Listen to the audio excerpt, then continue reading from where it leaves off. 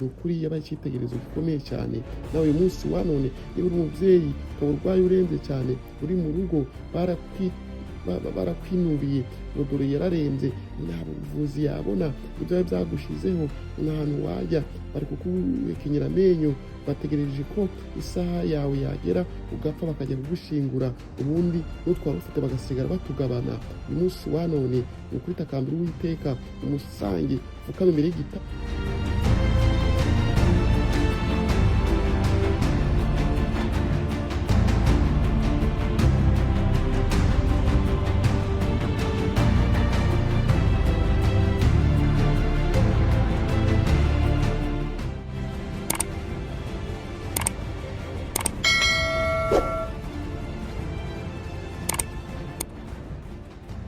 ubabara ijuru ku rindi, ubabara udafite uwutakira, ukagira n'aho ibyawe gushiraho, ubundi wajya kubona ukabona uwo bavugaga ko yagukiza, umuganga uruta abaganga bose, ni ukuri umudogiteri uruta abadogiteri bose, umuyobozi uruta abayobozi bose, umudiregiteri uruta abadiregiteri bose, umushoferi uruta abashoferi bose, akaba aratambutse, ukumva ari we uri buwukize. Ese wakora iki mubyeyi ari we icyo kibazo kiriho, ari icyo kigeragezo kiriho? Byakugendekera bite?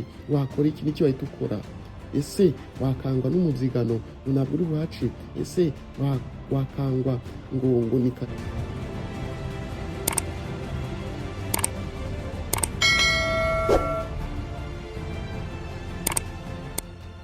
byaranze, none hari kuburira mu nzu byari byarakomeye cyane, aho yirirwaga ava amanywa na nijoro, abimaranye imyaka myinshi cyane irenga 15, uburibwe bukomeye yaravaga pe bikomeye cyane. Mwimagine nk'ababyeyi, abamama, abadamu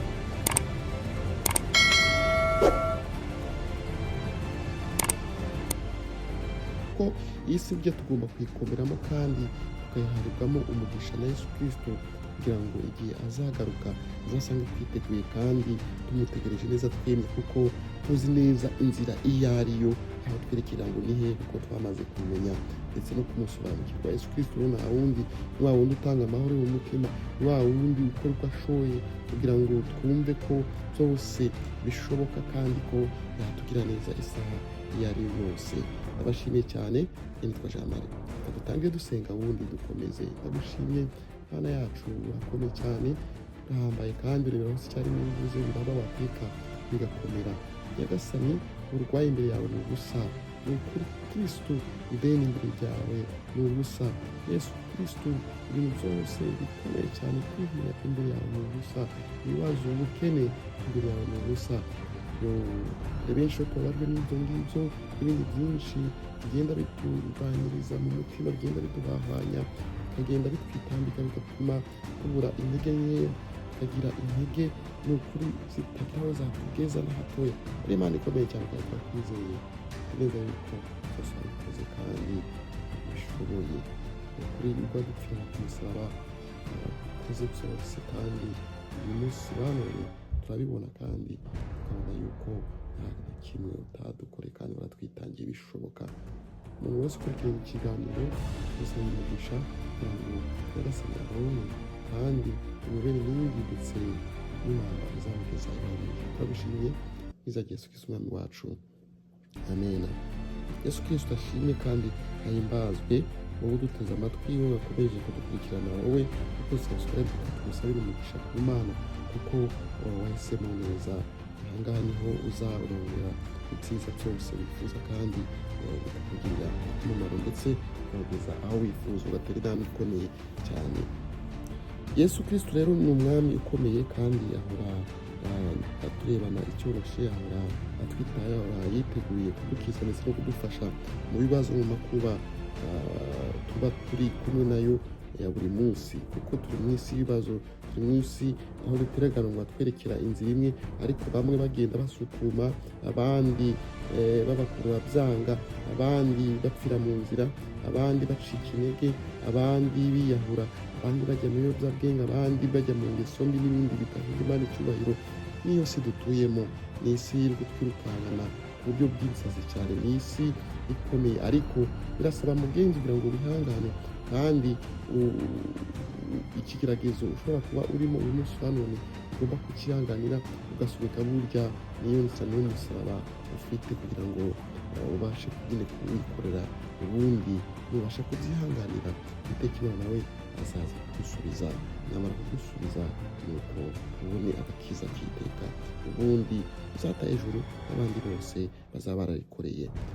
Yesu Kristo ahagana muri Luka igice cya 8 uhereye ku murongo wa 20 hari ibintu byiza yakoze cyane.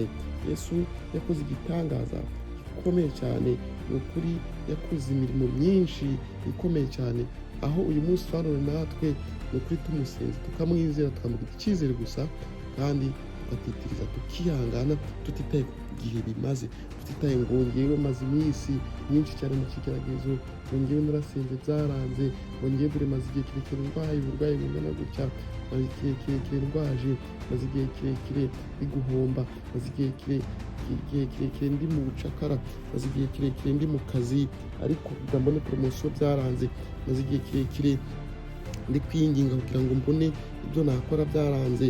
Ibyo ngibyo byose imbere ya Yesu burya arabibona kandi aratuzi, ni ukuri nta gushidikanya, nta no kwirirwa gutekereza byinshi kuko arabibona.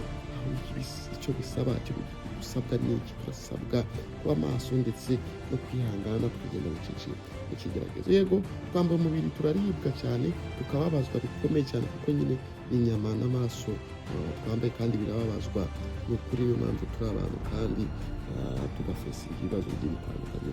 Yesu Kristo rero nuko bakigaruka abantu baramwakira, ndetse bamaze kumwakira bari bamutegereje ari benshi cyane. Yaraje nk'uko yaza mu mujyi yiviriye ahantu runaka, nuko aragaruka umutwe w'amagambo aragira ati Yesu akiza umugore ndetse azura umukobwa wa Yayiro. Ahangane muri Luka igice cya 8 uhereye ku murongo wa 40 ugakomeza kugera ku murongo wa 56. Ni ijambo ryiza cyane, naho Yesu yakoze ibitangaza, imirimo myinshi, imirimo itangaje, aho yazuye umukobwa wa Yayiro, umukobwa wari washizemo umwuka, ndetse agakiza umubyeyi wari umaze igihe kingana n'imyaka myinshi cyane, ijya kugera muri 15 ndetse wenda hari nayirenga, ari umugongo, igihe yari yararwaye uburwayi bumukomereye cyane, ava buri munsi bigoranye cyane, kandi uwo mubyeyi yari yaratanze ibye byose byaramushizeho kugira ngo yivuze. Yaravuze umuganga umuvura.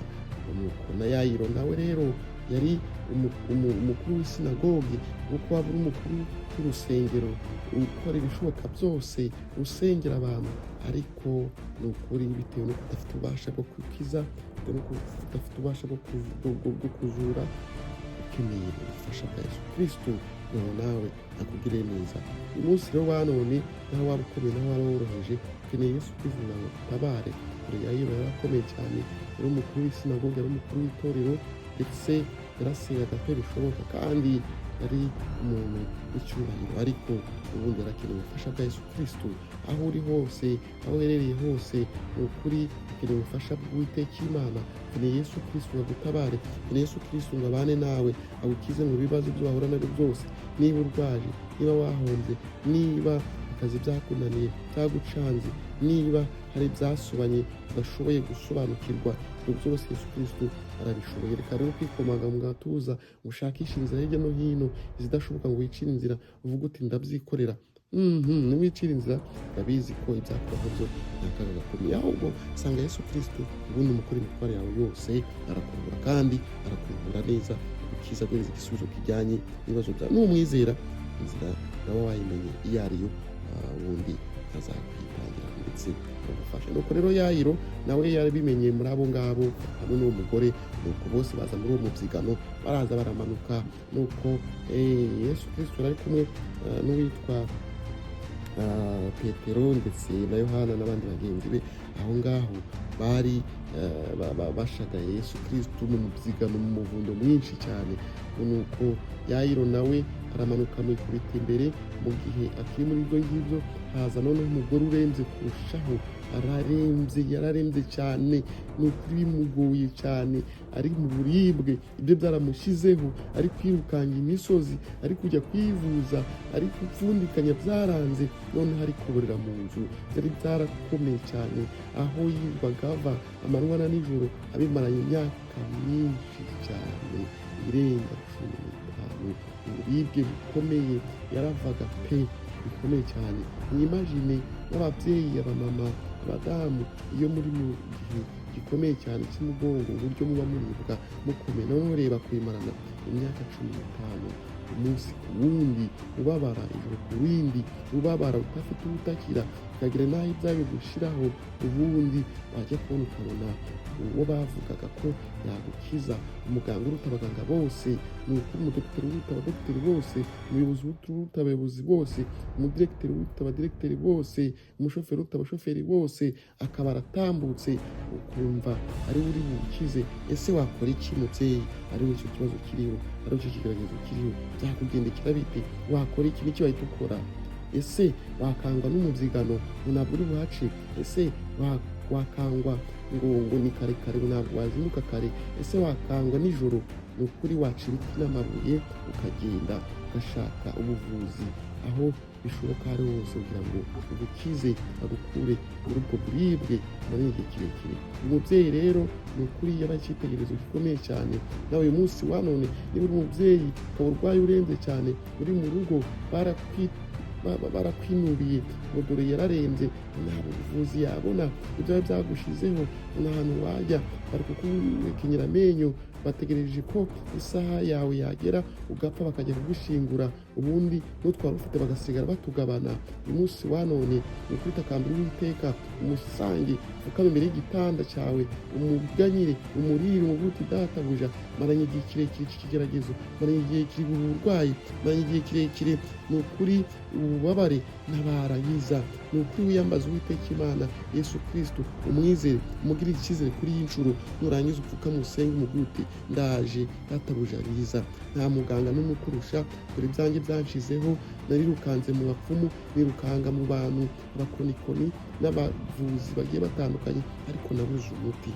Mubyeyi uko yabigenje, yarasenze, ubundi arizera, ubundi ngo nuko mu mubyigano mwinshi cyane, mu muvundo, aragenda kuri Yesu, akora kuri Yesu Kristo, amukoraho. Nuko Yesu Kristo mu mubyigano mwinshi cyane aravuga ati ninuwozeho.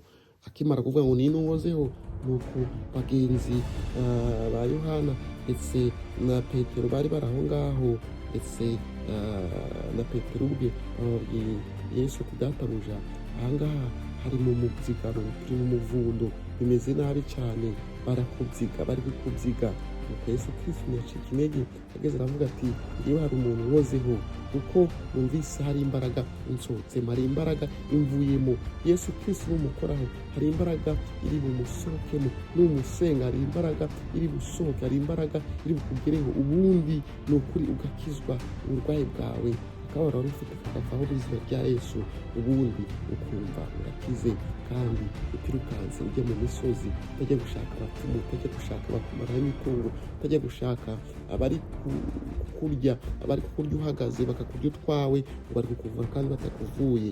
Ni ukuri ngo ugataha, wagera mu rugo, ubundi ugakomeza ukaribwa. Yesu Kristo niwe muganga muzima, kandi niwe ushobora byose, kandi byose bikagenda neza, akagukiza, akagufasha, akabana nawe kuri buri kimwe cyose. Uwiteka Imana akomeze abane nawe kandi abarinde kuri buri kimwe cyose. Yewe nitwa Jean Marie, amaze kwitaba Imana. Bugeri bwa nyuma rero nuko Yesu Kristo ageze aho ngaho, arakomeza abwira uwo mubyeyi, aramubwira uti yo mwana yanjye, ni ukuri wowe waje ukankoraho, urakize, ukwizera kwawe kuragukijije, urakoze cyane, ukwizera kwawe kuragukijije, haguruka wigendere, nuko urakize. Umugore yari amaze kumwitura imbere arira cyane, amubwira impamvu ni ukuri yamukozeho n'uburibwe amaranye iminsi myinshi cyane, nuko aherako arakira, arataha. Yesu Kristo akomeze abane namwe bumva ibyifuzo. Nyine nitwa Jean Marie, maze kwitaba Imana, abakunda cyane.